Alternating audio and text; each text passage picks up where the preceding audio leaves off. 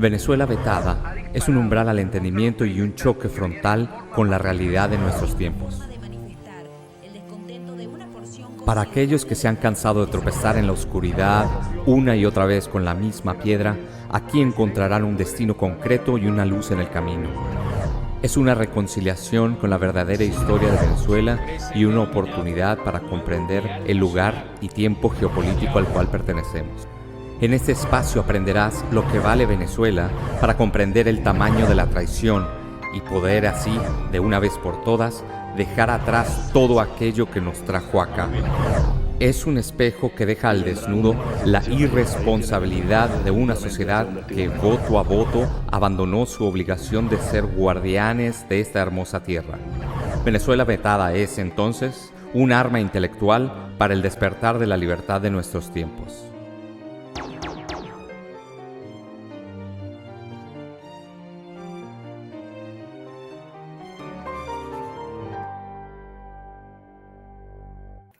Buenas noches a todos, gracias por la sintonía una vez más por aquí. Saludando a Edme, que está conectada a esta hora. Gracias por la sintonía. Bueno, las personas que posteriormente se van a ir conectando, pues entonces podrán disfrutar de este programa, y los que no, bueno, que lo vean en diferido. Hoy tengo a un invitado muy especial. Una persona que no se encuentra aquí en los Estados Unidos, se encuentra en Venezuela, pero bueno, él mismo nos va a contar. Creo que es importante que la gente entienda lo que está pasando, y por eso es que lo he traído esta noche. Así que sin más, voy a subir a mi estimado Noel Alejandro Leal. Gracias por estar aquí, gracias por aceptar la invitación y venir a conversar con nosotros esta noche. Muchas gracias. Gracias, Julie. Muy buenas noches y a tu disposición. Sí, bueno, estás en Venezuela, estás allí, Caracas. En Caracas, correcto. Y me gustaría que contaras generalmente, porque quiero ir de lo más simple a lo más complejo. Quiero que me cuentes de manera general cómo es la situación hoy por hoy en Venezuela. Bueno, lo que pasa es que en Venezuela se viven múltiples realidades, múltiples realidades. Realidades que en el interior del país pueden ser mucho más duras, mucho más rígidas, realidades comunes como los problemas eléctricos o problemas con servicio de agua, que en Caracas pueden verse un poco bastante reducidos comparado con el interior del país, ¿no? Y con otras capitales del país. Eso es lo que tiene que ver con servicios. Con lo que es la vida diaria cada día es más costosa, cada día es más costosa. En estos momentos no estamos en ese periodo de no hay los productos. Nosotros pasamos hasta lo que se pudiese calificar como momentos que rayaban en la hambruna, porque el país sobrevivió gracias a los mangos. Aquí se dan mangos en todas las esquinas y el país sobrevivió gracias a los mangos. Pero las cosas aflojaron un poco. O sea, el gobierno supo inyectarle liquidez al movimiento económico del país. Al momento en que se aflojaron las sanciones, también le trajo cierto beneficio a la liquidez, y también hasta las propias sanciones fueron positivas en eso, porque los sancionados, antes de que le quitaran el dinero allá afuera, tuvieron que invertirlo en el país. Y entonces eso generó su propia lógica y su propio movimiento económico, lo cual ha sido relativamente positivo. En cuanto a lo que es la vida y la persecución política, el gobierno hace lo suyo. El gobierno quiere mantener el control de lo que todavía sigue simulando como una tiranía constitucional. Por lo tanto, juega al proceso electoral como constante, y un proceso electoral controlado, y más allá del controlado, simplemente desconocer lo que ellos mismos proponen que se haga. Entonces, la vida en Venezuela es la vida todavía de una tiranía constitucional a paso de convertirse formalmente en una tiranía fáctica, sin mayores sorpresas. Todo esto es un asunto muy lógico que se sabía que iba a suceder desde el principio. Aquí quizás lo que pasa es que uno de los grandes problemas es la ceguera que hay con un gran sector del país que no termina de entender que llegamos aquí gracias no solo a la acción de gobierno, sino a la acción del colaboracionismo opositor, Y es allí donde la cosa ha hecho mucho más difícil que el país entienda su realidad. Sí, claro. Yo me aventuré en este canal y en otro canal que fui también hace algunos días a decir que esta administración del presidente Trump no iba a negociar absolutamente nada con la oposición venezolana. Y va bien. Tú sabes que en geopolítica a veces uno tiene que hacer ciertas predicciones y si uno se equivoca, porque puede perfectamente ocurrir, pues entonces salir con tu rostro, con el mismo que diste cuando hiciste la predicción y decir, miren, me equivoqué, esto no va por ahí, porque la política evidentemente no es lo que te enseñan, sino lo que está detrás de la cortina, ¿no? Sin embargo, hay ciertos indicios que demuestran, sobre todo indicios ideológicos, que tiene esta oposición venezolana, que demuestran que no está en consonancia con la propuesta de esta administración o la propuesta del presidente Trump. Entonces, en este sentido, vimos creo que fue ayer, a María Corina Machado reunida con el hijo de Trump, y cuando el hijo de Trump le pregunta que qué es lo que puede hacer su padre por ayudar a Venezuela, ella dice que no necesitan para nada intervención militar, que eso es una locura. ¿Cómo tú calificas esta oposición venezolana? De hecho, hay algo que me encanta que has dicho, que sé que es tuyo, o te voy a tutear si me lo permites, que sé que es tuyo. Quiero salir del chavismo, pero la oposición no me deja. Y eso no cambia. Algo muy similar que nos pasa a algunos cubanos. Queremos salir del castrismo, pero la oposición esta falsa, leal, genuflexa, no lo permite. Entonces me gustaría que de alguna manera me dieras tu visión de cómo tú ves a futuro la situación de Venezuela con esta indefinición política que tiene en estos momentos, que es lo que hay. Cuando hablo de negociar, no hablo de vamos a poner más sanciones o vamos a seguir en la timidez, sino vamos a arrancar completamente lo que existe. Entonces, yo quiero que tú me des tu visión de cara a estos 4 años que todavía nos resta, ¿no? Es un poco aventurado, fíjate lo que te digo, pero yo creo que se puede hacer. ¿Qué tú piensas que puede suceder? Bueno, vamos por partes. Yo estoy explicando eso de quiero salir del chavismo y la oposición no me deja desde el año 2002 para intentar enseñarle a la gente el colaboracionismo y hacer que la gente sea responsable. ¿Por qué? Porque aquí esa estructura opositora es gracias al voto de la gente. La gente ha acompañado todas y cada una de estas mentiras y eso es muy importante que se entienda. Entonces, quiero salir del chavismo, pero la oposición no me deja. Esa oposición también es la gente, no solo es esa dirigencia política que ha sido formalmente colaboracionista. Esta etapa de la dirigencia política simplemente es lo mismo. Lo que pasa es que el chavismo está también buscando un espacio donde dentro de ellos mismos, que se sienta dentro de la misma estructura chavista, la necesidad de pasar a la postura de una tiranía fáctica y cerrar ya el juego de la tiranía constitucional.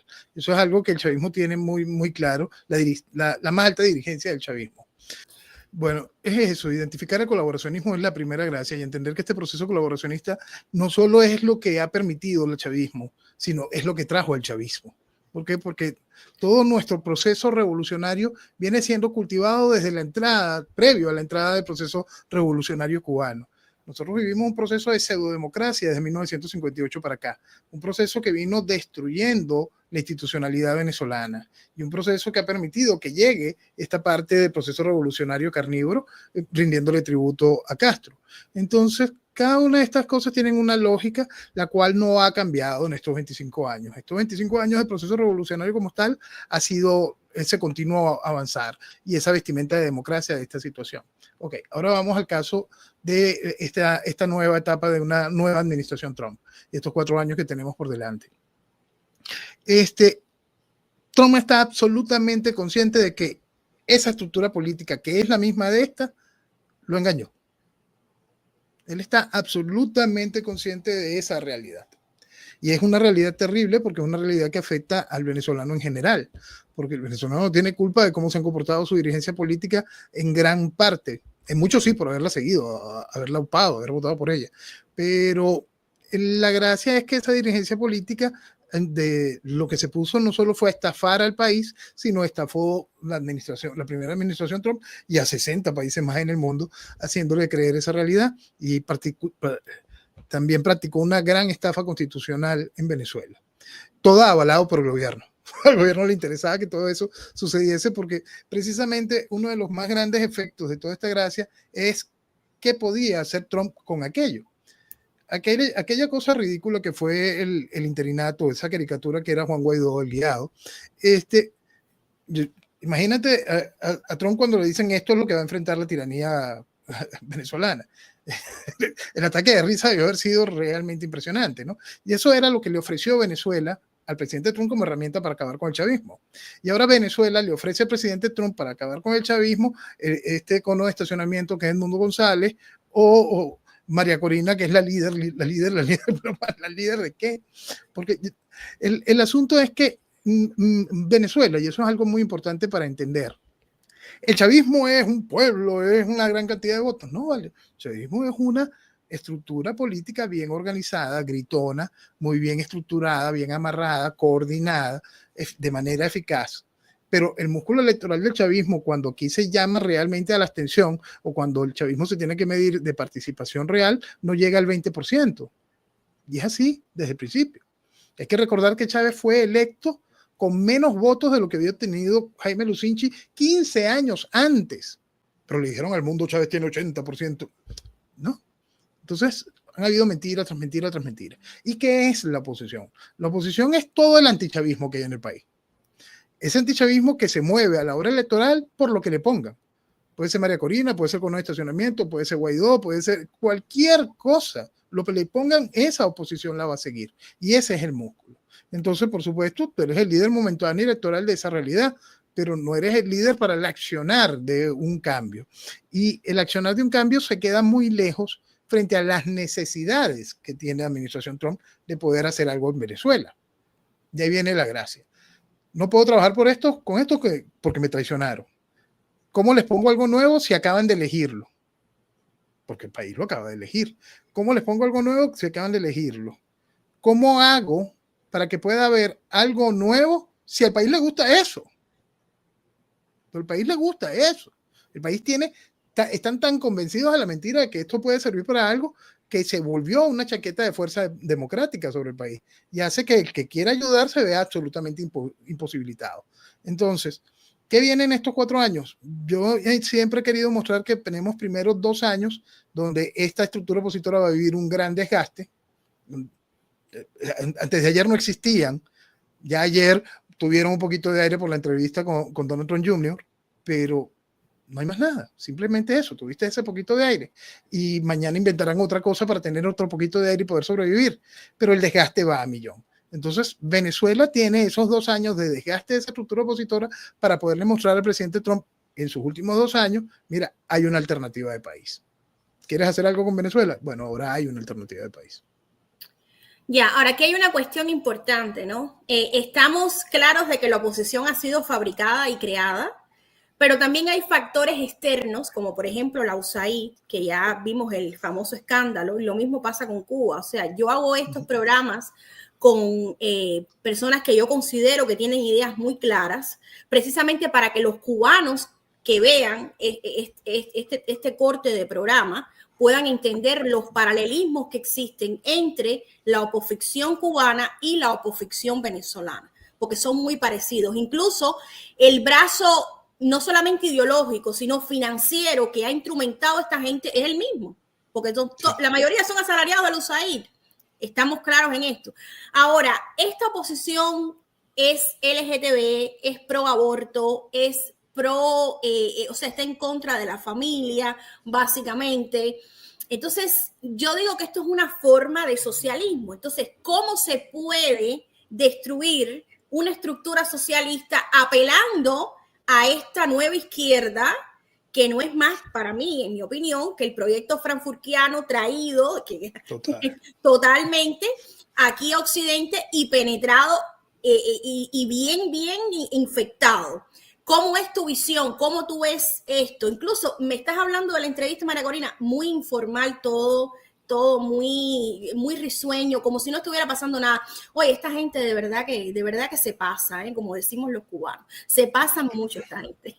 Se pasa porque todo es banalizar y todo alejar a la gente del concepto ideológico que nos mata. Todo sin, mira, es más, esta misma oposición decía Chávez no es socialista, nosotros somos socialistas. Los mismos partidos que acompañaron a María Corina, los mismos partidos a los cuales tenían candidatos que María Corina les levantó la mano. ¿Ok? Para tener esto, ¿no? El asunto es que aquí se ha banalizado constantemente lo ideológico y la gente que por fin logra conectar algo, oye, sí, el gobierno es comunista, no logran entender que el progresismo, que toda esta estructura escuela de Frankfurt viene a alimentar esto, a tomar otras partes del mismo esquema para lo mismo, para el mismo resultado. Ha sido muy difícil que el país lo entienda y en lo particular siento que no lo van a entender. El país en su gran mayoría simplemente no lo va a entender. Por el país, cuando tú le dices el problema es ideológico, no chicos, ustedes son unos malandros, son unos ladrones, ya, no les da, no les quiere dar, se quieren mentir. Cuando tú les explicas, no, mira, el comportamiento, las actitudes, las referencias políticas, ninguna es de verdad rompiendo con la realidad socialista, más bien las acompaña a través de este tipo de esquemas progresistas, no hay una manera vertical de enfrentar ideológicamente el problema.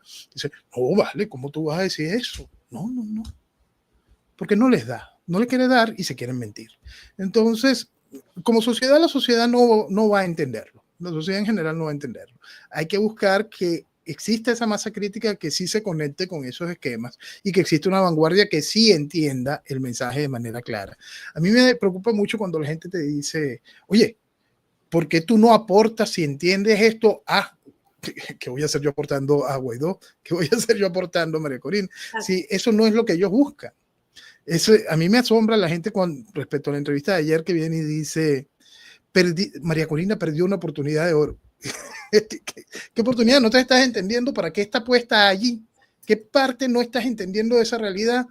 ¿Por qué ese comportamiento constante de veleta sin tener un mínimo de sentido, de coherencia? Está ahí para lo mismo, porque es parte de lo mismo, porque su discurso va hacia lo mismo, porque no enfrenta ni el problema ideológico, ni enfrenta el problema de las necesidades de ayuda o la generación de un proceso que de verdad busque la salida a esto, ¿no? Porque lo único que ofrecen es impunidad, arreglos políticos, pues justicia transicional como mucho, y que llegue la oportunidad de cohabitar, que ese es uno de los sueños húmedos más ridículos que hay. Pues el proceso revolucionario no tiene ninguna necesidad de cohabitar. Entonces imagínate todo este entramado de mentiras donde ponen al país a pensar que esto de alguna manera va a contribuir para poder salir de aquello. Cuando tú hablas de cohabitar, hablas, o sea, ya ellos de hecho están cohabitando porque si ellos aceptan los términos y condiciones de una tiranía y aceptan ir en competencia desigual con una tiranía, pues entonces ellos son parte de la tiranía. Y esto es a lo que yo le llamo el caos, porque la gente tiene una confusión grande y yo no sé si tú compartes este mismo postulado conmigo, pero una dictadura es una cosa y una tiranía es otra. Totalmente, y es algo que yo he insistido desde hace muchísimo tiempo. Exacto. Es más, yo soy tan práctico en esto que yo quiero que la gente termine de comprender. Nosotros estamos en tiranía y necesaria será una dictadura mañana, porque si no el país se despedaza. Porque aquí el chavismo es hoy un gran contenedor de una serie de problemas. Nosotros el chavismo mismo no ejerce soberanía real en todo el país. Entonces, más las apetencias internacionales por un pedazo de Venezuela. Entonces, creer que también vas a poder volver a jugar a la democracia y un parlamento donde el chavismo forme parte de la oposición, ese festival de basura, no entender la cantidad de miles de millones que están prestos ahí para la ingobernabilidad, no entender que todo eso lleva, por supuesto, colocar orden vía mano dura. Y eso son realidades que el país no quiere terminar de enfrentar porque tampoco logra entender que es una tiranía. Porque durante todos estos años has vestido la tiranía de democracia voto a voto. Y tienes a esta oposición diciéndole a la gente que en tiranía se puede votar. Y es muy importante entender que hasta en dictadura se puede votar, salió Pinochet. Entonces, porque una cosa es una dictadura, una cosa es hasta los escrúpulos morales que puede tener una dictadura, y otra cosa es que las tiranías no tienen escrúpulos. La tiranía simplemente mata, destruye, esclaviza, hace lo propio que hace una tiranía de manera normal y que no tiene ningún problema con establecer ningún tipo de espacio democrático. Lo único que quieren es que los demás bailen al ritmo que él decida. Y entonces yo te pongo este caramelito hoy y si el caramelito me fastidió mucho, te lo quito. Y ya lo han hecho de manera descarada. Hace años aquí se eligió un alcalde mayor y entonces, por supuesto, era absolutamente ridículo. Le quitaron todos los poderes a esa alcaldía, se cerraron todas las cosas y el tipo seguía allí, nada más que en su escritorio, pues no podía hacer absolutamente nada.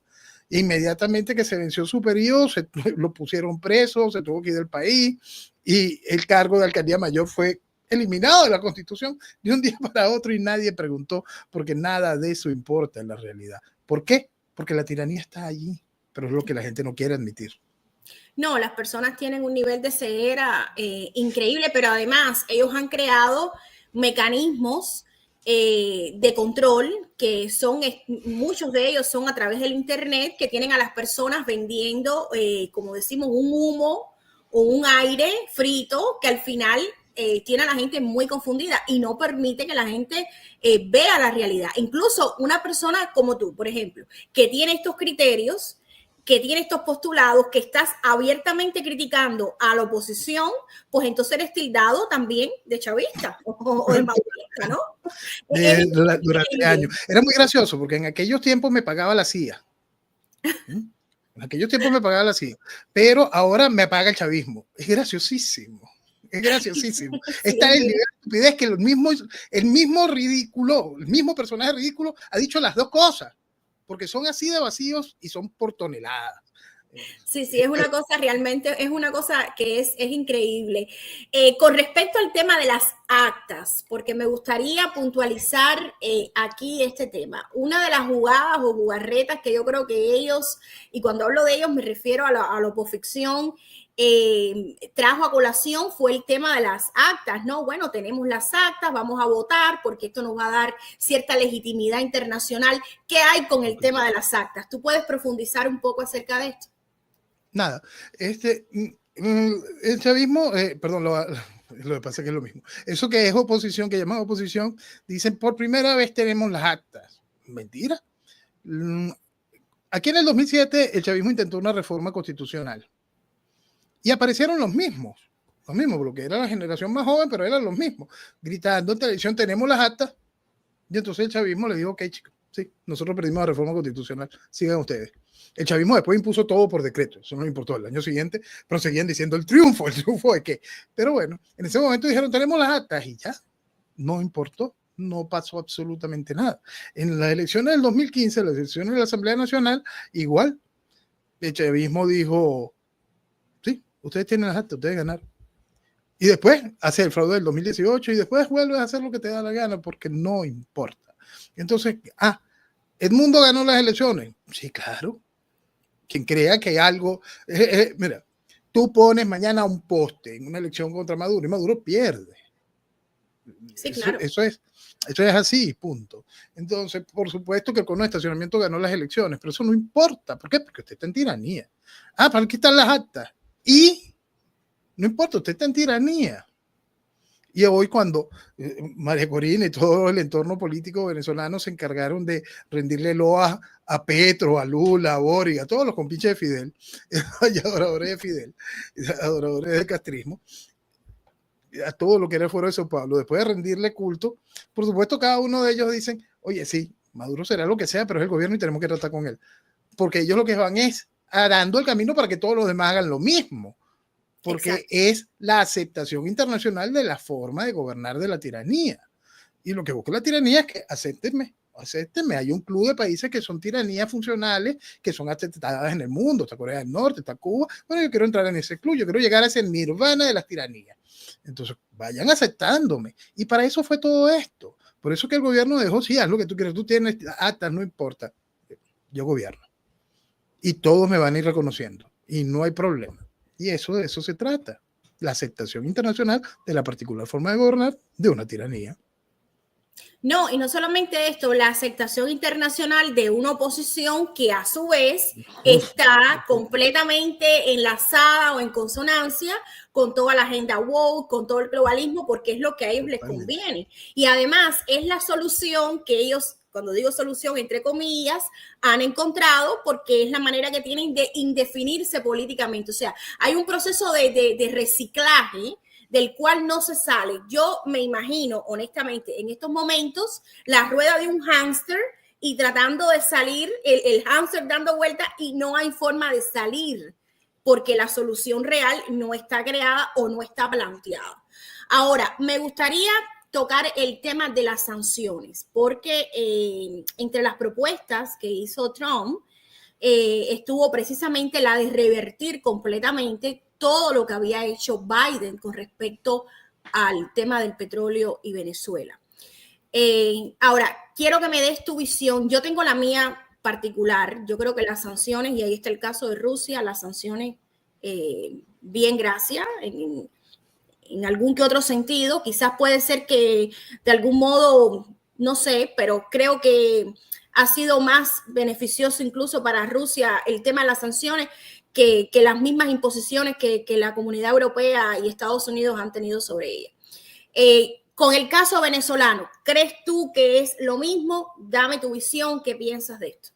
Okay, la política de sanciones tiene que estar en el marco de una política compleja, completa, ¿no? Igual que tener sanciones sin tener un músculo negociador es ridículo, o ir eliminando licencias y dejar otras sin sentido cuando no has contribuido hacia la parte de la negociación. Ok, ahora la parte de la negociación es para seguir vistiendo democracia, que puedan haber elecciones limpias, es no entender el carácter de la tiranía, ya es una mentira grandotota. Entonces, las sanciones tienen una cosa lógica. ¿Vas a establecer una política de sanciones porque vas a ponerle fin a ese gobierno, o es un gobierno que se porta mal pero puede jugar a salir de él democráticamente? No, este no es un gobierno que se porta mal, es una tiranía, entonces no tiene ningún problema con eso. Entonces las sanciones ahogan pero no matan. Y cuando tú estás viviendo un proceso donde cuentas con un espacio a través de triangulaciones, cuando cuentas más con la liquidez del narcotráfico, cuando cuentas con esa cantidad de cosas, tienes un espacio cómodo como sobrevivir. Volvemos. La tiranía no tiene ningún escrúpulo en poner a la principal reserva petrolera del planeta a comer de la basura. Entonces, como eso no existe, como la tiranía no tiene ningún escrúpulo en sacar 1/3 de la población del país, como eso no existe, eso no importa, entonces la tiranía puede aguantar un gran número de sanciones sin ningún problema. Entonces, la tiranía va a seguir recibiendo, pues mañana tú le quitas a la licencia de Chevron y vas a perder 25% del negocio petrolero actual. ¿Duele? Sí. ¿Quebraste por eso? No, porque las sanciones no son suficientes. Las políticas de sanciones, y más hoy, después de la guerra de Ucrania, donde se tejió todo un proceso que legaliza muchas de las triangulaciones que se hacían, entonces hasta el pago de comisiones se hace menor, es hasta mejor negocio. Entonces, las sanciones también han servido para el chavismo, por lo que te decía. El chavismo ha ensuciado a tanta gente con tanto dinero, que esta gente que tenía el dinero fuera veían, me lo van a quitar, y se lo tuvieron que volver a traer para acá. Entonces el chavismo va construyendo aquí una isla de la fantasía donde todos ellos se sientan relativamente cómodos.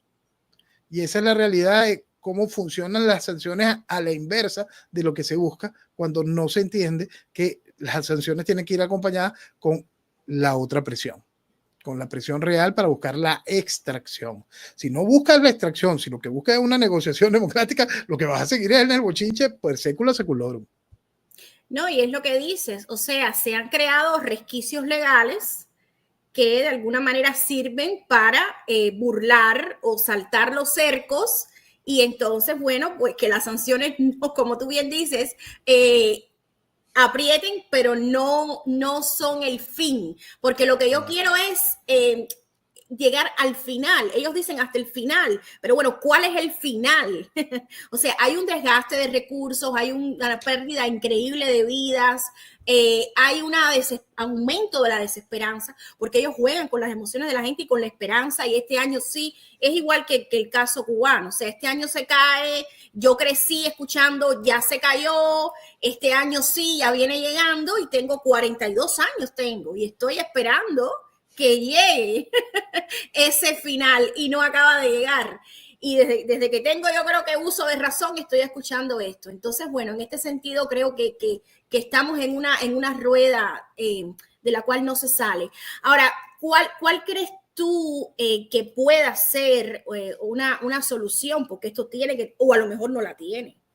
Porque esa No, es la la solución siempre ha sido la misma. La solución siempre ha sido la misma y está en el fuero interno de todo venezolano y está en la conciencia de cualquiera que sabe lo que significa una tiranía. La solución siempre ha sido la misma, es la extracción.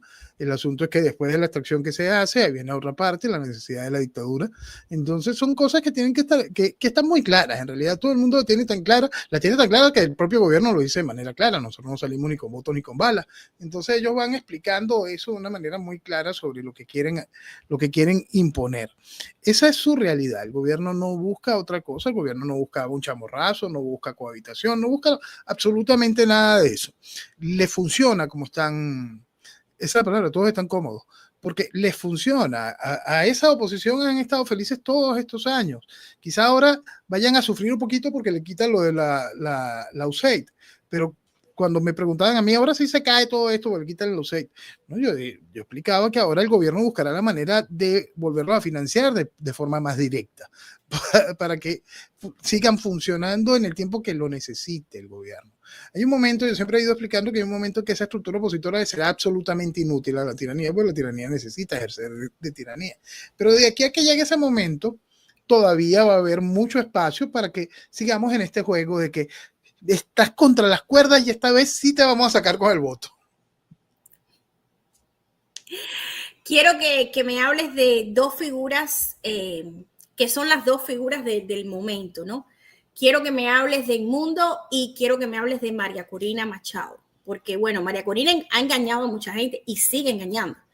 Y, bueno, Edmundo a mí siempre me pareció un señor mayor muy soso, honestamente es mi visión, pero además conozco la historia que tiene, o sea, sé que viene del chavismo, o sea, estuvo ahí con ellos. Entonces me gustaría que me dieras tu opinión, tu visión.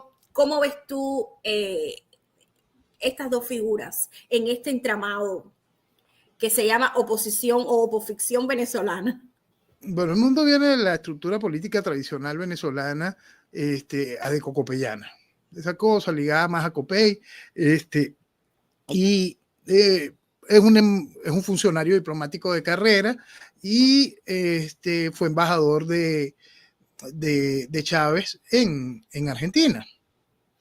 El nombramiento de Edmundo era previo a la incorporación de Chávez al gobierno. ¿El triunfo de Chávez? Sí, el nombramiento de Edmundo iba a venir, pero Edmundo aceptó su nombramiento. Y después vino la masacre de aquí de abril del año 2002, donde Chávez mató gente y la principal razón más allá de que Chávez matara gente es que salieron 1 millón de personas a la calle a pecho desnudo a pedir la salida de Chávez. Ya era el año 2002, ¿no? Entonces, y después Edmundo, en su cargo de embajador, escribe un artículo diciendo que eso estuvo muy mal porque la democracia, el chavismo representa la democracia, eso es una maravilla. Después lo cambian de embajada, lo ponen en un cargo de dirección dentro de la Cancillería, y ahí se dedicó a escribir metodología para que el mundo aceptara el chavismo, tanto así que uno de sus trabajos más interesantes, lleno de falsedades, es el trabajo para que el chavismo, en nombre de Venezuela, entrara a el Mercosur. Entonces, ya era evidente lo que estaba significando Chávez para la destrucción de la economía venezolana y todavía Edmundo estaba en esas lides, ¿no? Edmundo viene a estar en la dirección de la MUD, de la Mesa de la Unidad, que es lo que maneja la estructura opositora desde antes del 2010, bueno, desde el principio, pues porque antes simplemente lo que han habido cambios de nombres. Entonces él viene de ocupar un cargo de dirección en esa mesa opositora y es eso, un político soso, un cono de estacionamiento, una cosa que pusieron ahí para rellenar el espacio mientras le dijeron a María Corina, mira, tú no puedes participar porque tú estás inhabilitada. Y ella aceptó su inhabilitación. María Corina sale a la luz pública en Venezuela manejando lo que era Súmate. Súmate fue una organización que ayudó mucho a develar el fraude gigantesco que se vivió en el 2004. Inmediatamente contribuyó a la creación del propio fraude, porque de una vez venías a hacer algo que no debías hacer porque ya la tiranía estaba instaurada, entonces está jugando a esto, está jugando a la aceptación de que ya el Tribunal Supremo de Justicia había convertido lo que era un referéndum en un plebiscito, y cada una de estas cosas, porque lo único que importaba eran las firmas de la gente y los boticos y todo este festival de tonterías, todo el festival de tonterías, porque usted está en una tiranía, entiendo, usted está en tiranía, usted lo que firma no sirve, usted lo que vota no sirve, ¿por qué? Porque usted está en tiranía. resto es una gran tontería. Bueno, ella es impulsora de esto, es de las personas que tiene total conocimiento de las múltiples herramientas que se utilizaron para hacer el fraude de revocatorio del 2004, y de repente se hace hasta presidenciable para las elecciones del 2006. En las elecciones del 2006 pusieron algo impresentable como Manuel Rosales, pero eso fue lo que pusieron de candidato, hubo un consenso entre las estructuras partidistas y ella apoyó esa candidatura. Y llamó a votar. ¿Cómo si estás consciente del fraude? Exacto. Y después en el 2010 te lanzas de diputada estando consciente del fraude y después te lanzas en las presidenciales, en las primarias de ese año, y después se lanza Capriles cuando todos explicamos que Capriles era un socialista, arrastrado, colaboracionista. Ella le levanta la mano y sigue, y Capriles es el hombre, es el presidente, esta vez es distinto. Y cada una de esas cosas se vivieron no una, sino dos veces en el caso de Capriles, y con el mismo coro, con la misma tontería, con la misma mentira.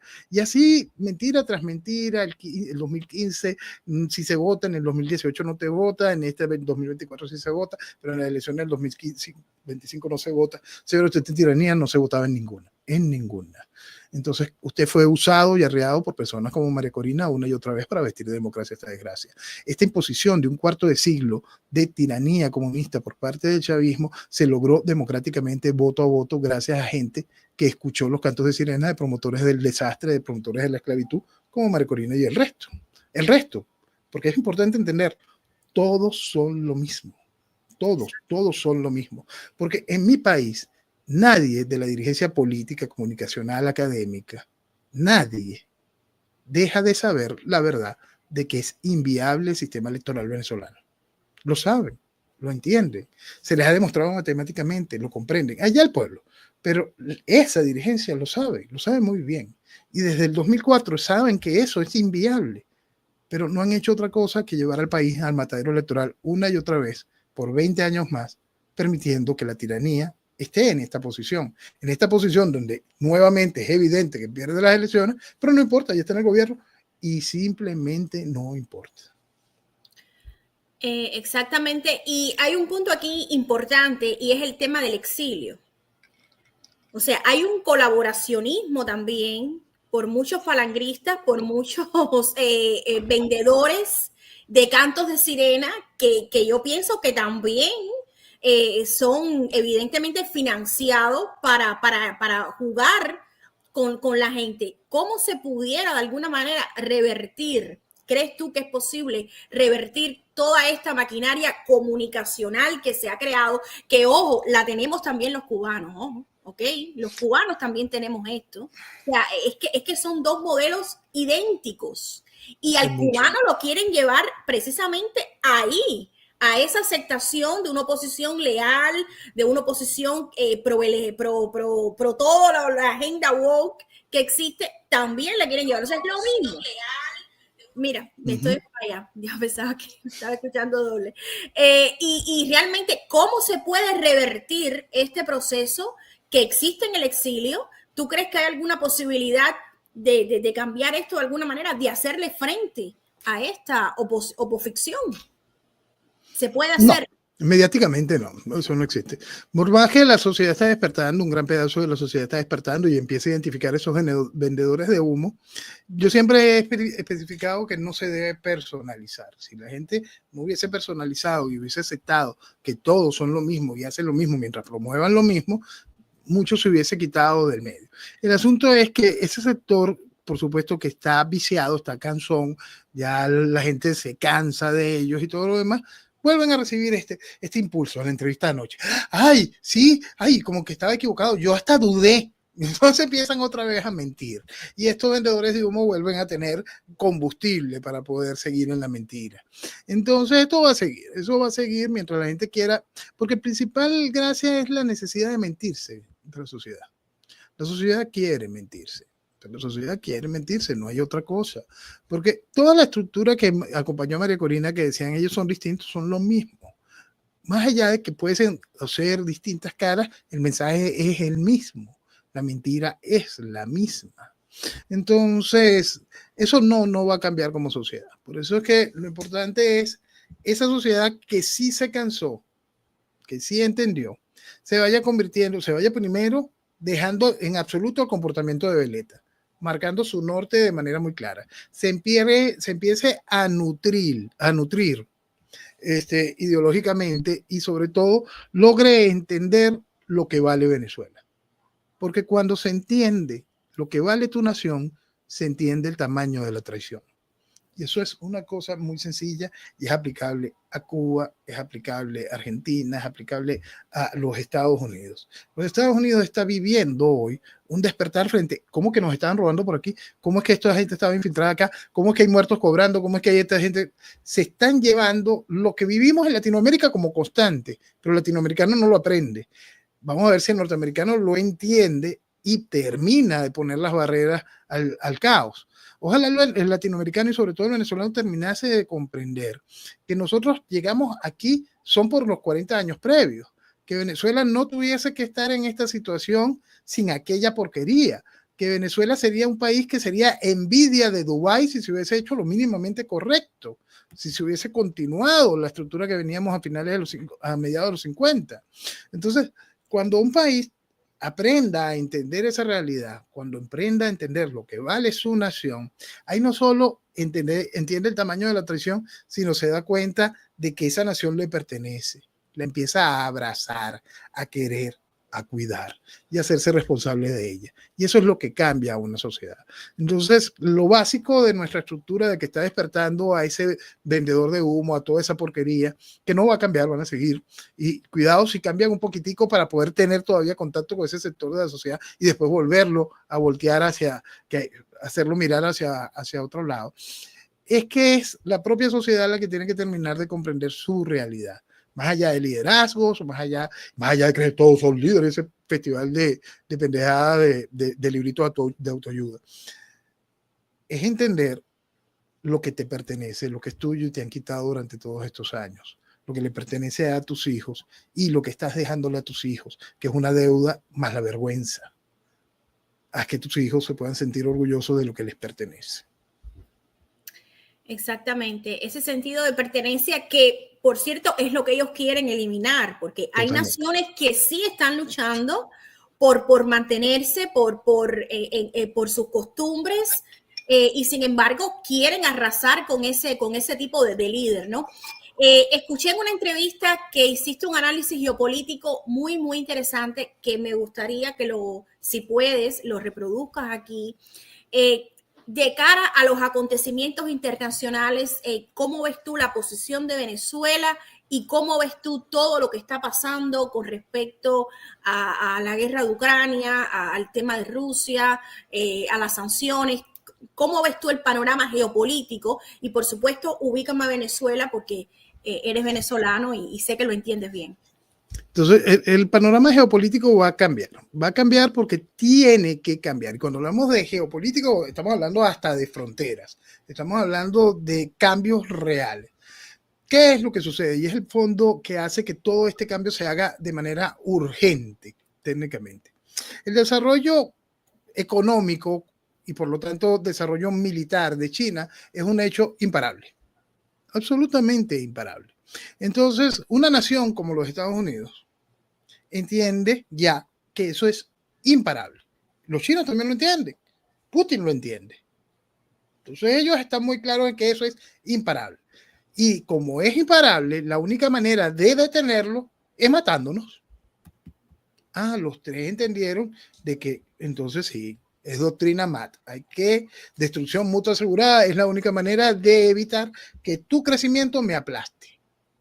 Tal como está el tablero hoy. Pero ¿qué pasa si el tablero es distinto mañana?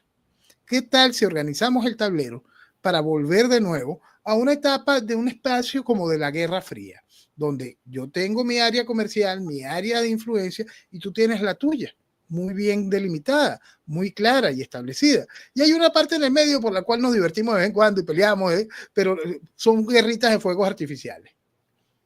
Y es allí hacia donde vamos.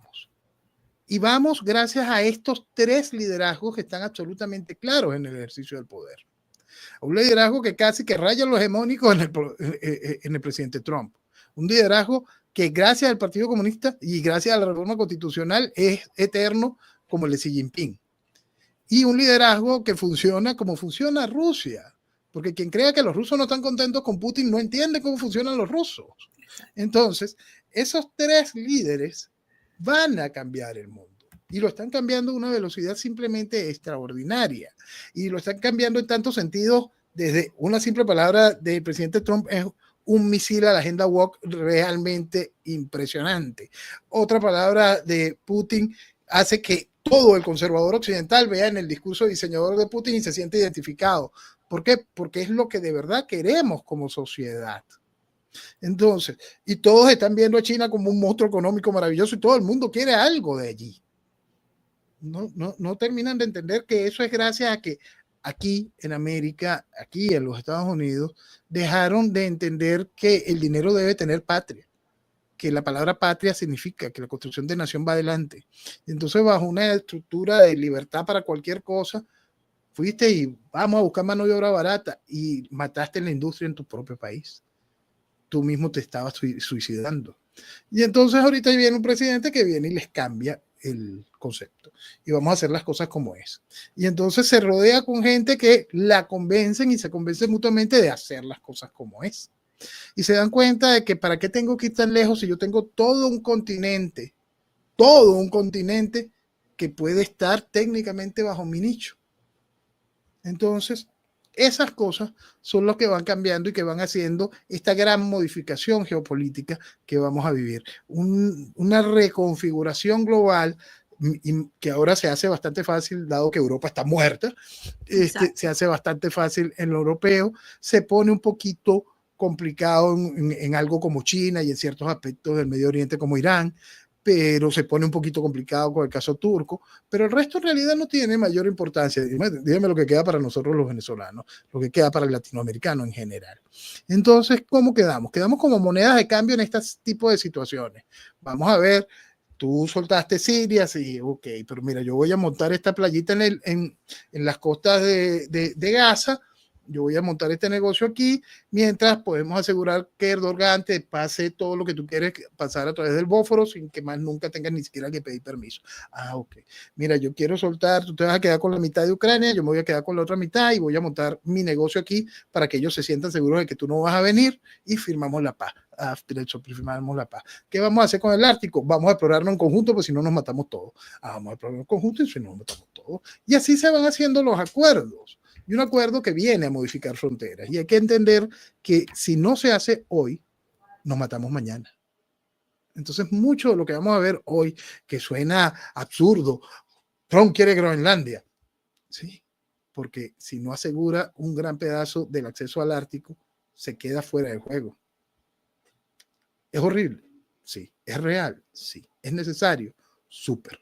Porque si no, nos matamos mañana. Exactamente. Y yo le digo a la gente que la geopolítica no funciona de acuerdo a nuestras emociones, ni funciona de acuerdo a lo que nosotros entendemos que es lo moralmente correcto o lo que debe pasar. La política no funciona de esa manera. Son acuerdos puramente comerciales. No se ha dejado de refinar petróleo aquí en Texas, petróleo venezolano. Sabiendo la situación que hay, o sea, esto realmente no funciona y yo no creo que vaya a cambiar. Yo coincido mucho contigo en esta reconfiguración global. Creo que se está remodelando todo de alguna manera y bueno, hay tres naciones que son, vamos a decir, los pilares: Estados Unidos, Rusia y por supuesto China, que no lo podemos dejar porque es el gigante para nada. Porque y es la razón para hacer las cosas hoy. El problema no es Putin hoy, el problema es China mañana. Exacto, porque aquí se ha creado una narrativa, incluso a mí me dicen dicen por ahí que me está pagando el Kremlin, el Privyet, vamos a saludar Privyet en ruso. Vamos a saludar, ¿no? Sí, porque realmente es una cosa que da mucha risa, ¿no? Es muy simpático, realmente. Es simpático y a la vez es triste, porque la gente tiene una carencia de información y está totalmente manipulada. Yuli, más allá de la información, es un asunto de lógica. Exacto. Es que es un asunto de lógica. Usted no necesita saber qué está haciendo la Duma o qué está haciendo el secretario general del Partido Comunista exactamente. No es un asunto de lógica, te lo están mostrando, te lo están diciendo. Vamos a una reconfiguración global, quieras o no. Y vamos a hacerlo. Y ahorita son tan descarados. El discurso de J.D. Vance en Múnich asusta, el discurso de J.D. Vance en Francia, el discurso del secretario de Defensa también en Europa. Te lo están diciendo todo, el ridículo que fue hacer Macron, que está haciendo el británico hoy. Calas, la que viene a ser la canciller europea, fue y ni siquiera Marco Rubio la recibió. Es decir, es el colmo del ridículo que está viviendo Europa. Entonces, vamos a ser serios, la reconfiguración global está avanzando y lo mejor que podemos esperar nuestras naciones, en el caso venezolano, es aprovechar la oportunidad de ofrecer un cambio. Y un cambio que se tiene que basar en una cosa muy importante. Hacer de Venezuela la solución de los problemas, no hacer de Venezuela el reflejo de los problemas o el motor de problemas. Hacer de Venezuela la solución de los problemas. Y Venezuela tiene mucho con qué serlo. Venezuela tiene mucho y más. Lo que pasa es que hay que terminar de entender eso, lo que habla Venezuela y nuestro inmenso mar de posibilidades. Venezuela simplemente en el mundo moderno, más allá de que todavía va a haber años y años de uso de petróleo, Venezuela cuenta con cualquier cantidad de tierras raras. Venezuela cuenta con un territorio realmente increíble que puede brindar toda clase de soportes para lo que se quiera hacer. Nosotros podemos seguir teniendo energía muy económica sin ni siquiera quemar petróleo gracias a nuestro sistema de energía hidroeléctrica. Nosotros tenemos cualquier cantidad de posibilidades de territorio para poder desarrollar desde carrera espacial hasta inmensos centros de almacenamiento de datos con agua, con energía barata, con cualquier cantidad de cosas. Es decir, Venezuela funcionando para lo que debe funcionar como una nación soberana, con una nación con posibilidades de desarrollo económico libre, simplemente se pierde de vista y se vuelve en eso, en la solución de los problemas y no en el generador de los problemas. Exactamente. El 11 de julio el pueblo cubano salió a la calle, fue la manifestación más grande después del maleconazo, y no existía un plan aquí en el exilio para hacerle frente a la gente en la calle. O sea, la realidad es que no existía plan después de millones y millones de dólares que se han dado para democratizar la isla. La pregunta para mí, y yo creo que ya esto es a modo ya de colofón, ¿existe un plan? ¿Crees tú que hay un plan que pueda hacer frente para una solución real al caso venezolano? No, mientras no se entienda la necesidad de la imposición de una dictadura. Tan sencillo como eso. Y eso es algo que el país no se lo plantea porque no se han tomado en serio lo que ha hecho la tiranía. Entonces, si nos tomamos en serio lo que ha hecho la tiranía, verán lo vital de la instauración de una dictadura. Tú puedes planificar una dictadura, jamás sería público, ¿no? Pero el asunto es que tampoco creo que se esté haciendo porque están convencidos de que puede haber algún tipo de negociación democrática. La gente no quiere terminar de entender lo que ha hecho la tiranía también en adoctrinamiento, que esa es una de las cosas más dolorosas. Nosotros tenemos una gran brecha de por lo menos ya 2 generaciones que creen en esta porquería. Creen en la porquería. Más allá de los otros que creen en que se puede salir democráticamente, lo cual también es un reflejo de estupidez y adoctrinamiento. Pues si pensaran con un poquito de libertad, entenderían. Esto es una democracia. No es una democracia, no puede salir de manera democrática. Entonces, aquellos creen en esa porquería y van a ser un lastre terrible para el mañana. Entonces, esa es una de las más grandes cargas que tenemos ahorita y es lo que impide presentar o tener un plan de verdad para una extracción de la tiranía por voluntad popular. Mañana tú llegas a un proceso como ese, el que planteabas. Y yo tengo una idea muy, muy cruda con respecto a lo que sucedió en Cuba con los levantamientos. Hubo un momento en que me preguntaron en uno de los programas, Noel, ¿qué opinas tú de esto?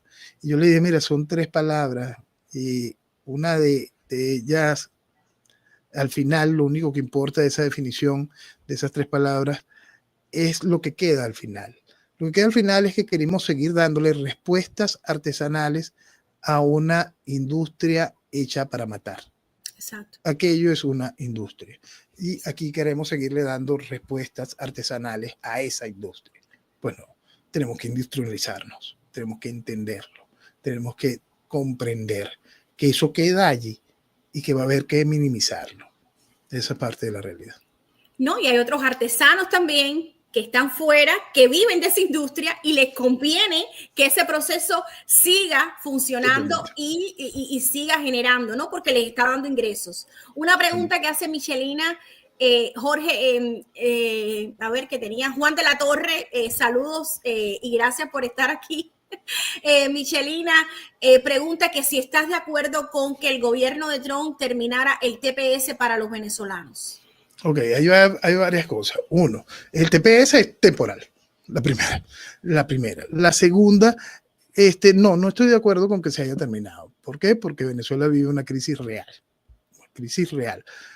¿Es culpa de los venezolanos que se haya terminado? Sí, y esa es la parte que los venezolanos tienen que terminar de afrontar.